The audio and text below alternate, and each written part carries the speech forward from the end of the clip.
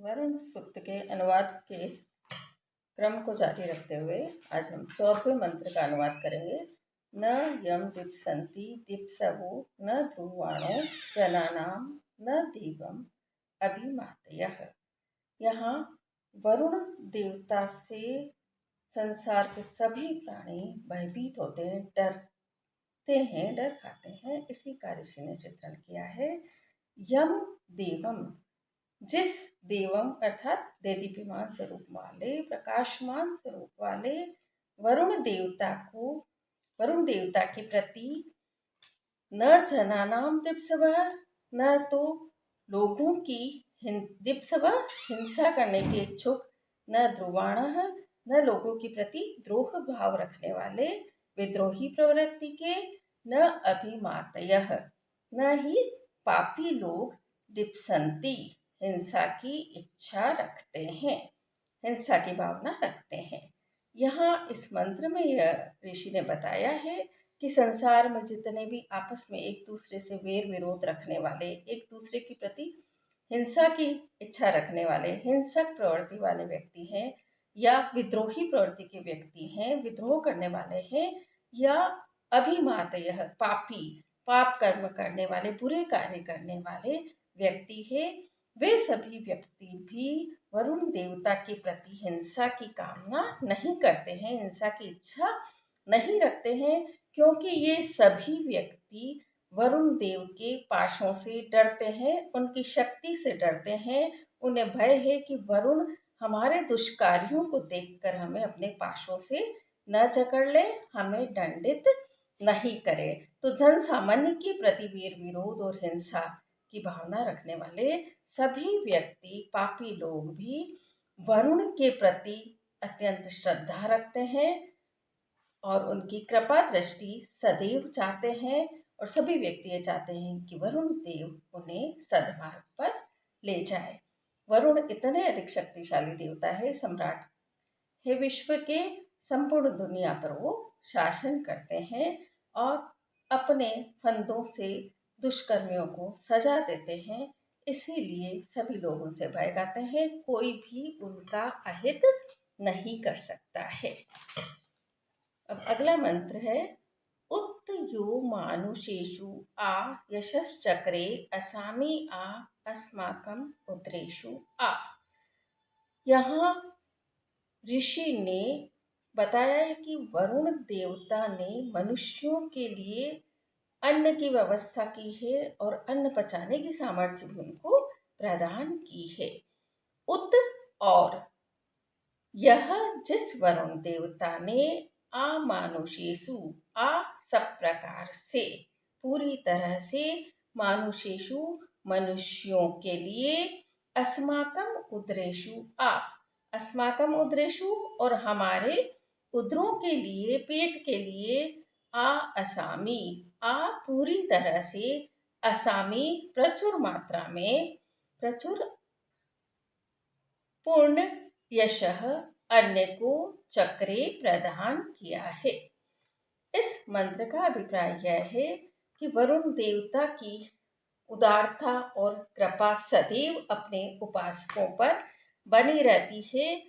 मनुष्यों के भरण पोषण के लिए वरुण देव ने अन्न प्रदान किया है, और साथ ही अन्न का भक्षण करके व्यक्ति अपने जीवन को चलाता है, तो उस अन्न को पचाने की सामर्थ्य अर्थात जठराग्नि को भी वरुण देव ने ही उत्पन्न किया है, हमारे उदरों में अन्न को प्रदान किया है। इसका अभिप्राय यह ही है कि पचाने की सामर्थ्य, बचाने की शक्ति भी वरुण देवता ने मनुष्यों को प्रदान की है, जिसे जठराग्नि कहते हैं। जठराग्नि के अभाव में शरीर में गया हुआ भोजन पच नहीं सकता है, तो भरण करने के लिए, भरण पोषण के लिए अन्न दिया है, और उस अन्न को पचाने के लिए जठराग्नि भी वरुण देवता ने ही प्रदान की है। तो यहाँ वरुण देवता का संसार का पालक पोषक इस रूप में चित्रण किया गया है, और ऐसी मान्यता भी है, सभी लोग ये मानते हैं कि जिस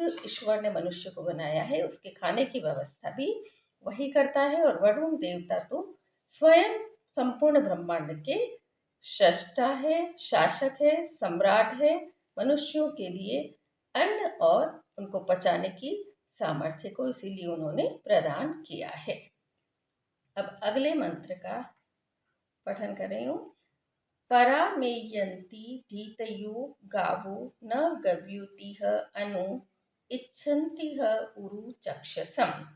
उरु चक्षसम विशाल दृष्टि वाले, सबोर देखने वाले या विशाल नेत्रों वाले वरुण देवता को इच्छन्ति चाहती हुई, मैं धीतयः मेरी धीतयः बुद्धि से प्रेरित, बुद्धि से उत्पन्न स्तुतियां प्रार्थनाएं गव्युतिह अनु, गव्युति का अर्थ है गौशाला, बाड़े की ओर, अनु की ओर जाती हुई, गावह गायों के, न समान, परायन्ति समीप पहुंचती है।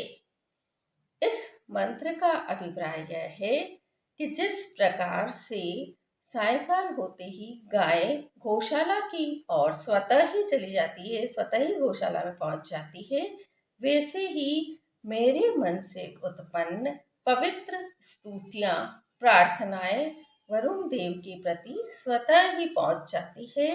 और वरुण देव उरु चक्षसम है, सबको देखने वाला है, सर्वद्रष्टा है, सबका शासक है, सब पर, सबके क्रियाकलापों पर नजर रखता है, दृष्टि रखता है, उसके गुप्तचरों के माध्यम से वो सब ओर देखता है। ऐसे वरुण देव के दर्शन की ऋषि ने कामना की है और इसीलिए उनके दर्शन की इच्छा से ही वो प्रार्थना करता है। और ऋषि का यह दृढ़ विश्वास है, उसके मन की आह्लादकता और प्रसन्नता यहाँ सूचित हो रही है कि मेरे द्वारा की गई प्रार्थनाएं निश्चित रूप से वरुण देव के पास पहुंच जाती है।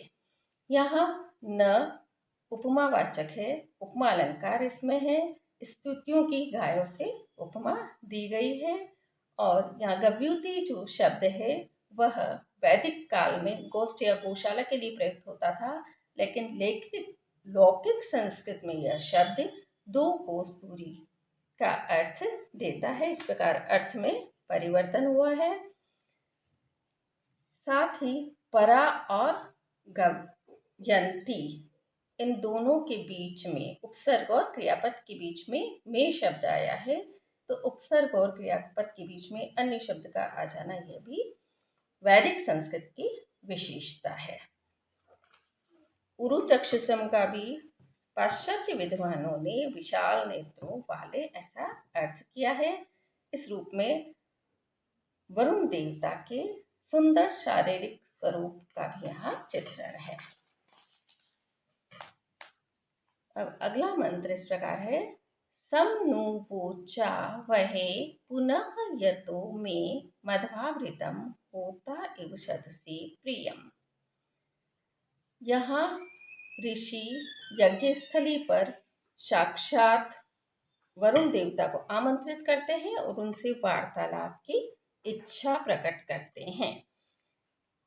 आवाम, ऋषि कह रहे हैं, आवाम हम दोनों अर्थात वरुण देवता और मैं, हम दोनों नु निश्चय ही समवोचावहे आपस में वार्तालाप करें, आपस में बातचीत करें। यतः क्योंकि मैं मधु आवृतम, क्योंकि मेरी मधु मधुर स्वादिष्ट, हवि आवृतम निष्पन्न हो गई है, मैंने स्वादिष्ट हवि को बनाया है। पुनः और फिर प्रियम होता, प्रियम उस प्रिय हवि को, रुचिकर हवि को, होता एवं होता के समान शब्द से आप भक्षण करते हो।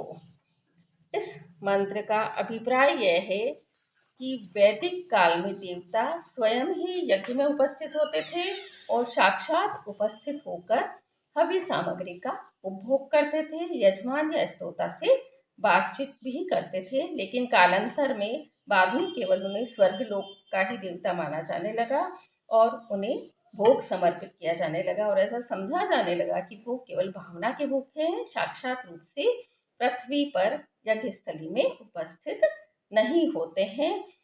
यहाँ ऋषि ने मधुर और प्रिय हवि को निष्पन्न किया है और उन्हें साक्षात आमंत्रित किया है, बातचीत करने की इच्छा अभिव्यक्त की है।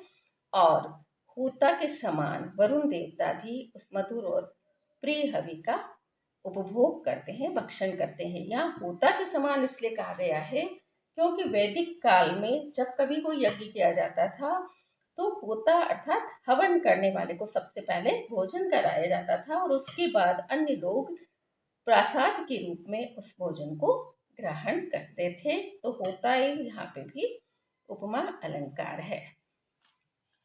मधु और प्रिय ये हवि के विशेषण है।